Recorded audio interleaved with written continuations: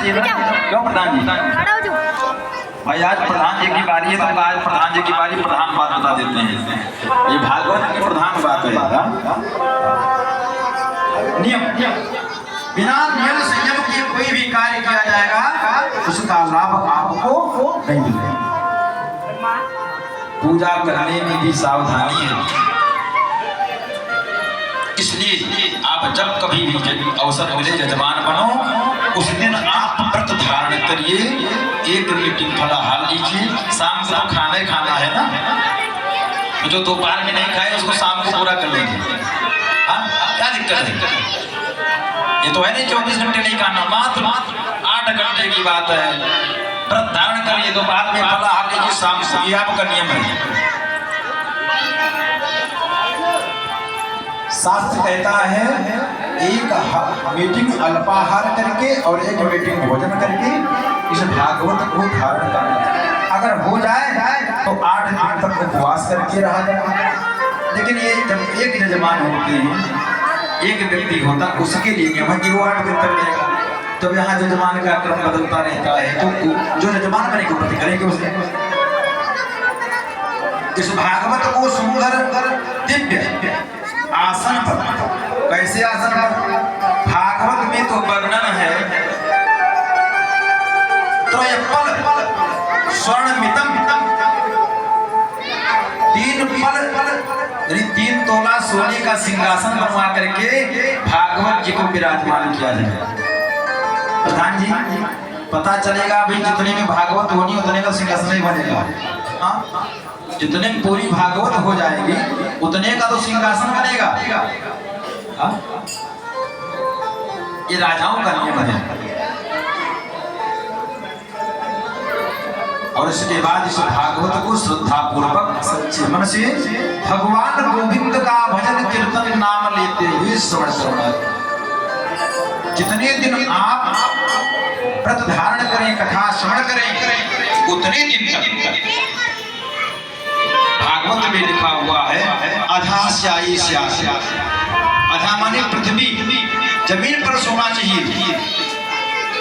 पत्रावल्याम च भोजनम, भोजन किसमें करना चाहिए? पत्तल में। जितने दिन तक आपने भागवत का अनुष्ठान लिया है उतने दिन तक काम, क्रोध, लोभ, ईर्ष्या का परित्याग कर देना चाहिए। मात्र 8 दिन की बात रहती है। यहाँ 8 मिनट तो लोग क्रोध रोक नहीं पाते। 8 दिन कैसे रोकेंगे? ये नियम है और नियम से करने पर भागवत का पूर्ण लाभ मिलेगा। ये मैं व्यास से बिल्कुल पूर्ण विश्वास के साथ कहता हूँ। इसके आगे कथा आती है सुखदेव जी के जन्म की कथा। तो श्रीमद् भागवत में सुखदेव भगवान के जन्म की कथा नहीं आती। एक कथा देवी भागवत में वर्णन है, लेकिन संत लोग सुखदेव भगवान के जन्म की कथा श्रवण कराते हैं। ये सुखदेव भगवान है कौन? ये साक्षात भगवान विष्णु, साक्षात भगवान विष्णु, उन्हीं के अंशावतारी हैं सुखदेव भगवान। क्योंकि भागवत में वर्णन है तत्रा भगवान व्यास पुत्रो, भगवान ही व्यास के पुत्र सुखदेव बनकर के आए। क्यों आए? एक बार व्यास भगवान अपनी कुटिया पर बैठे थे, बद्रीनारायण धाम में। क्या देखा? एक पक्षियों का जुगल जोड़ा एक पेड़ के डाल पर अपने घोंसले को लगा रखा था। उसे घोंसले में उस चिड़िए का एक बच्चा था। व्यास जी बैठे हैं कुटिया पर। एक दिन देखा वो दोनों प्राणी जो हैं दाना ला करके और अपने छोटे से बालक के मुख में डाल करके बड़े प्रेम से इसको खिला रही है। अपने चोंचों से उसके शरीर को खुजला रहे हैं, अपने शरीर से उसके शरीर को रगड़ करके बार बार उसका चिंतन कर रहे हैं। व्यास जी ने दिखा रही इन पक्षियों का इतना प्रेम अपने बच्चों पर। मन में भाव आ गया, अगर हमारे पास भी कोई बालक होता, संतान होती, तो हम भी ऐसे अपने बच्चे का दुलार प्यार करते।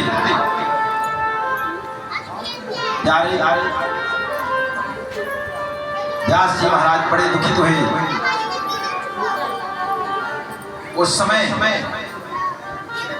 श्रापित होकर के एक अप्सरा, जिसको संतों ने श्राप दे दिया था,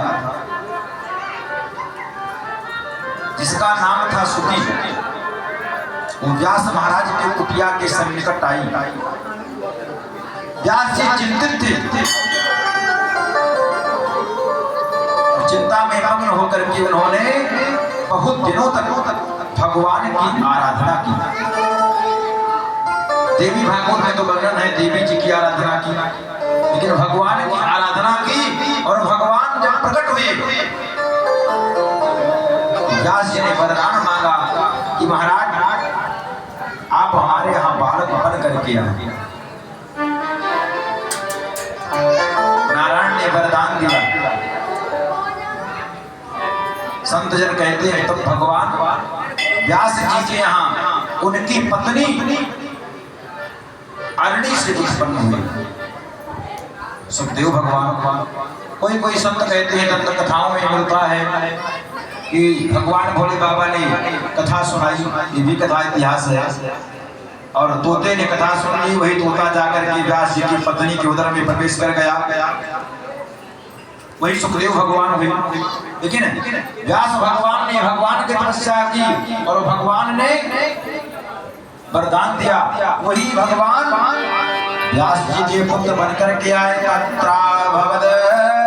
भगवान व्यास पुत्रो, भगवान नारायण व्यास जी के पुत्र बनकर के आए। और जब आए तो 12 वर्ष तक उनका जन्म नहीं हुआ, माता के गर्भ में रह गए। क्यों? वो भगवान की माया से भयभीत थे। जितने भी पृथ्वी पर उत्पन्न होने वाले जीव हैं, जैसे पृथ्वी पर पैदा होता है बालक बच्चा, भगवान की वैष्णवी माया तुरंत उसको आकर के पकड़ लेती है। क्यों? पुराणों में वर्णन है कि ये जीव जब माता के गर्भ में होता है 9 महीने,